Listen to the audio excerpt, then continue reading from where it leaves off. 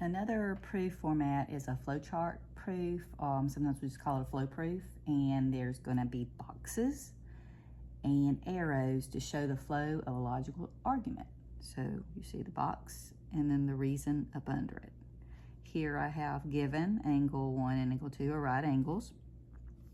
So we have a picture to represent that. The first thing we started off was a box around our given. Angle 1 and 2 are right angles, and then the given. Now that points to the fact that if they're right angles, that means angle 1 equals 90 degrees and angle 2 equals 90 degrees. And that's the definition of a right angle. There's my reason for being able to make that statement.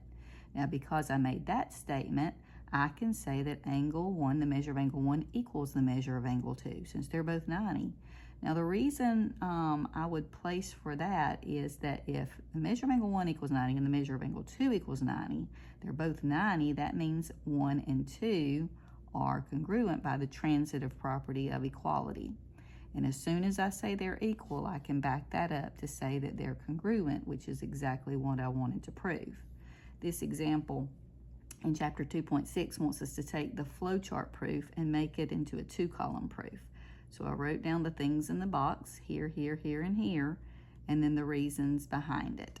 So why we were able to state this was that it was given. And then when we said that they both equaled 90 degrees, that was because it was the definition of a right angle. And then the reason we were able to say that they're equal, it was because it was the transitive property of equality.